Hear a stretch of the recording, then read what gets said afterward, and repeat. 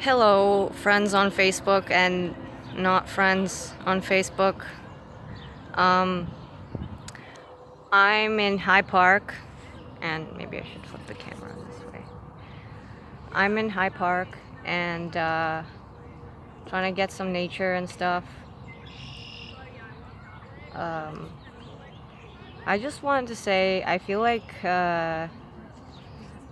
maybe we should all just be friends because the world is gonna end soon.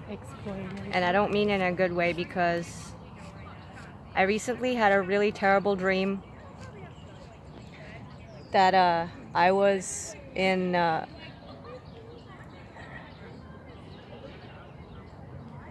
recently had a terrible dream that I was living in this building and it was full of all sorts of creepy, weird bugs.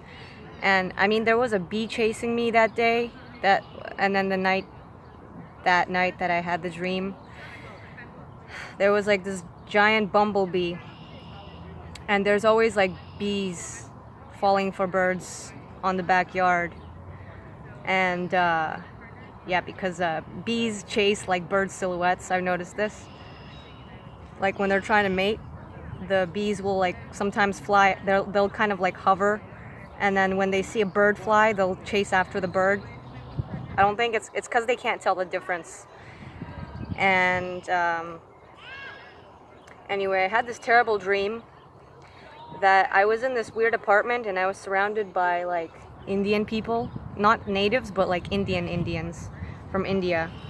And I have this theory that in the future everyone will be Indian because the conditions that they live in right now, like especially the lower caste, they live in like horrid conditions with like poor sanitation, and they have like a high degree of natural selection. And they're also living like close to those like antibiotics farms and stuff, and their water is just super dirty. And so those who can't survive just die off. And so they breed like crazy, and then the ones that can't survive die off. I'm not saying that's a bad thing. That's actually good because that means that only the strongest will survive. And once the immigrants start flooding in, we're doomed.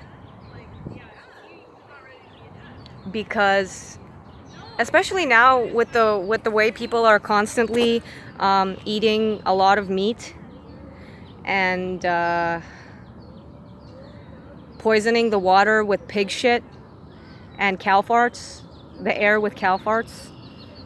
And also, I didn't know this, but apparently palm oil is really bad because the palm trees, they burn easily.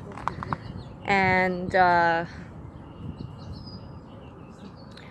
Lyme disease is on the rise, and we're gonna have an insect apocalypse. And that's not funny because I had this dream, right, that I was surrounded by Indians and they were all okay with everything that was going on because they have this immune system that can fight off everything, right? And I didn't think about that actively, but they were just sitting around, playing on their horizontal guitar or whatever it is, singing their songs, chanting and stuff. They were my neighbors, my next door neighbors, and I was just kind of running away from all these insects that were chasing me. They were big insects too. And then while I was running around, and I protruded this thing that was floating in the air, and it was this like snake thing. It was like this flatworm. And once I protruded it, it told me something along the lines of Plantania, like it had a mind of its own. It woke up and it got happy because a human being is beside it, and it feeds off of human blood. And it's like, Plantania. And it looked like a flatworm. It looked like a planaria with like the triangle head. And it had those cute little eyes. Those two little dots, those cute little eyes. Plantania? Like, I woke it up. And then I started running away from it, and it started going towards me like it was floating in the air. And the air was very humid and hot and almost like moist. It was like we were living underwater almost. And I don't remember if it was hard to breathe, but I can imagine it was hard to breathe. And I was while I was running away from it, it was chasing me, and I just forced myself awake at that time. So I believe that if we have a nuclear war and AI gets out of hand, and with the current state of global warming and oceans rising, because they're not just going to rise physically, they're going to start humidifying the atmosphere.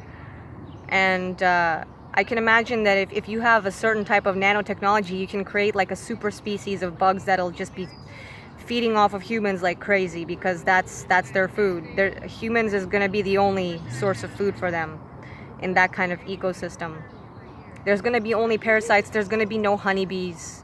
There's going to be no butterflies.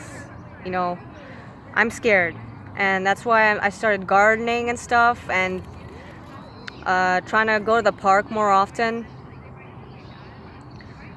and trying my hardest to cut meat out of my diet. I'm kind of a meat eater by nature, because sometimes my stomach acid gets really high and I feel very tired, and that's how I know I have to eat some meat, because meat gets easily digested in higher stomach acid.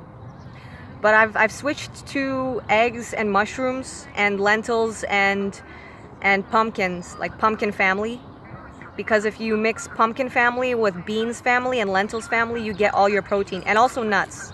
Nuts gives you lots of protein. If I snack on nuts the whole day, I don't have to eat as much meat. So life's just been really creepy. I mean, I am on welfare right now. I'm on welfare right now because it's not even that machines are taking over everything. It's that stupid humans that can't do anything are using machines to do everything, and not giving room for people who actually, you know, don't have to use as much technology to do the things they do. Like, for example, I'm an artist and I don't use that much technology. Like, I draw, but I know that, like, for example, you can like mass produce comics right now. There's like programs where you can just stick on stickers and stuff, and it's not the best. Like, crappy art is being sold very well, and good art is not being sold very well. So I gave up on my career as an artist. I'm not going to be an artist now because it's not a healthy planetary thing. I am going to sell the last of my paintings. I'm going to touch them up and try to sell them, because I'm tired of giving everything away to Salvation Army. I pretty much gave away all my clothing because and a lot of my stuff, because I literally have no space in my room. It's a tiny, tiny little room, and I have no space in it for my own stuff. So I only have the basics now. Oh yeah, by the way, this is a tie-dye shirt. James gave it to me a long time ago. So yeah, my life's been pretty lonely, because I have so many roommates, and yet everyone's too busy to talk to me, or they just snub me, or they tell me, oh, we'll talk, and then they go and drive their car somewhere very far away and just pretend like they never told me that they'll talk to me. So, like, I've been cyberbullied a lot as well. I've been experiencing a tremendous amount of cyberbullying. Like, I feel like people are stalking me, like the Hollywood industry is stalking me and making fun of me. Because the truth is, I like to eat ice cream. I go out to the ice cream shop nearby, and I sometimes just like to sit on the bench and eat some ice cream, and then a whole bunch of people just stare at me while I'm eating it. So, I don't know. It's a nice view, though. It's a nice view. Everyone's becoming such a snob. Like, I feel like my health isn't doing very well. My health hasn't been doing very well lately, so I barely ever go out. But I have to go out because my room is just... it's just teeming with 5G. It's just teeming with radio and computer networks. I can feel it. I can feel how destructive it is to the molecules in my cells in my body. It's very destructive. So I'm trying to like get out there more often now and just enjoy the nature and stuff.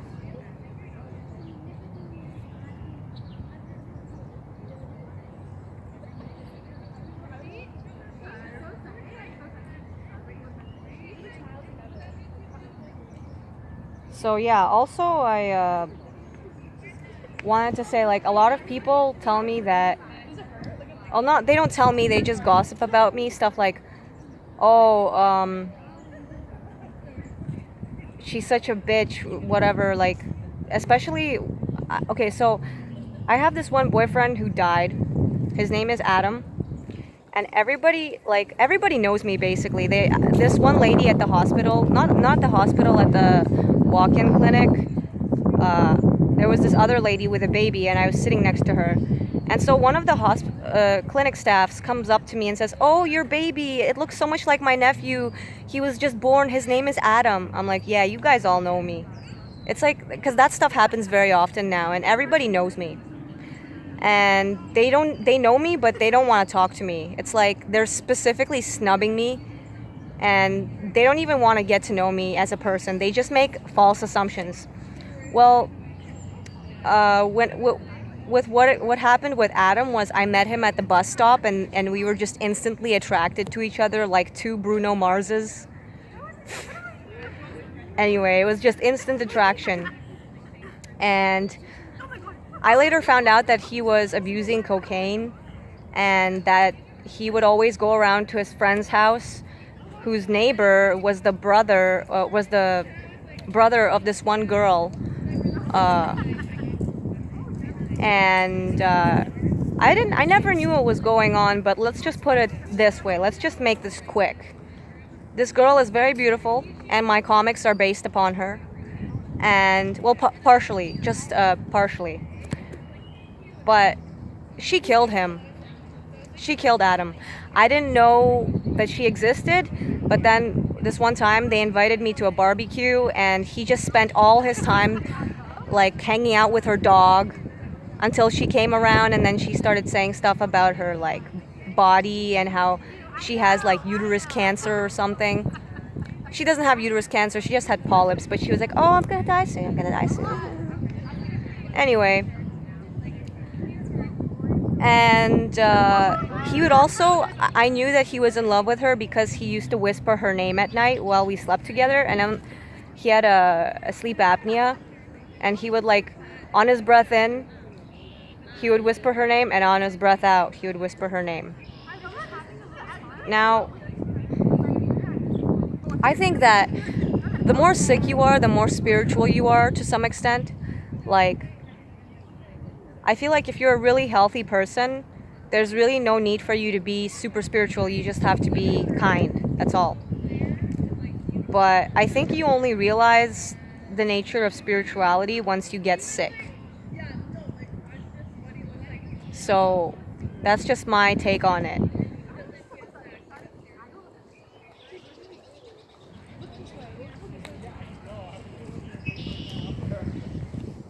And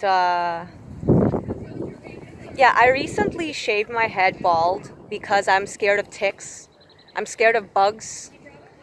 And I'm scared of all sorts of things that can get stuck in my dangling hair. And I had like a lot of itching behind my ears, and I would be super paranoid that there's something behind my ears. I'd always check with a mirror. It would be so hard. But yeah, it's really embarrassing for me to walk around with a bald head, but I had to do it for cleanliness sake, I guess. I mean, right now I'm at the park. There's a lot of like life here. There's a lot of chipmunks. They come up really close to you too. They're not scared of you. And those chipmunks, they chase those squirrels. They chase those squirrels all over the trees, man. The squirrels are like 5 times bigger than the chipmunks, but the chipmunks are so aggressive that the squirrels are scared of them. So yeah, Plantania. Plantania.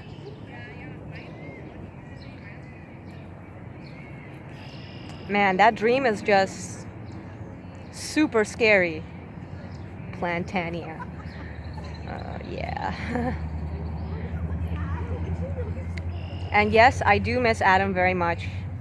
I really sometimes wish that he had never met this girl, because maybe we could have, maybe, because he would call me, he called me many times after we broke up saying, when are we gonna get married? I'm like, never.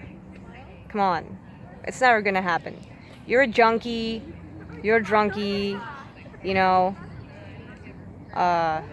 Yeah, so I left him because it was mainly because I knew he wasn't gonna change for me, he was gonna change for her. But she only started seducing him when I appeared in the picture. As soon as I became his girlfriend, she started walking around him, trying to make me jealous. And then when she found out that all this time he was in love with her and not me, she just abandoned him. And he just died of a cocaine overdose. Actually, I think he didn't even die of a cocaine overdose. I think he died of sleep apnea, because he had sleep apnea all the time. And I would have to like correct his posture while he slept so that he wouldn't choke on his tongue or whatever. So he probably just died of sleep apnea, dreaming of her. I still love him. I just can't afford to always be thinking about him. And so I just kind of cut the circuit in my brain that is responsible for dreaming of him.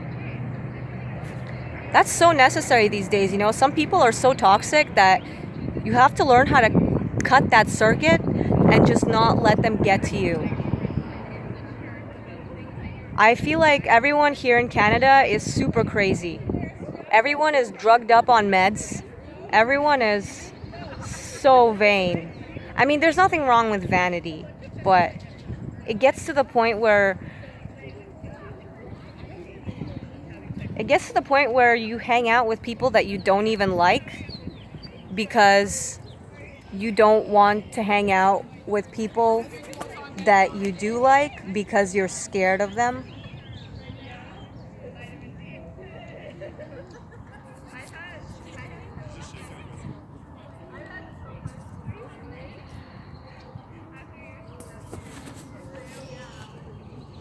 It's a hamburger with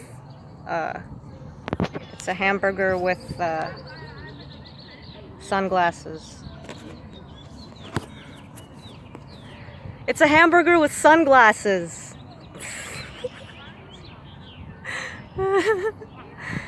Guys, don't eat hamburgers.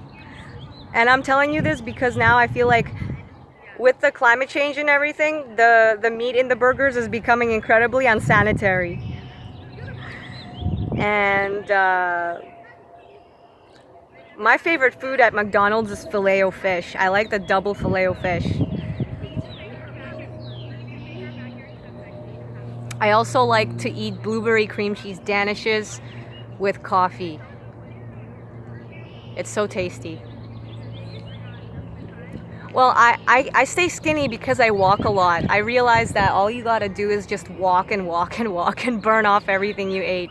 If I ate a lot, I'm just gonna walk all day long. I'm like a shark. I don't stop swimming until I can't stop swimming. I can't stop walking. I just can't stop walking. So yeah, I'm just hanging out at High Park, and if anyone wants to join me on my adventures to High Park, it's better than going on an adventure to the ER. So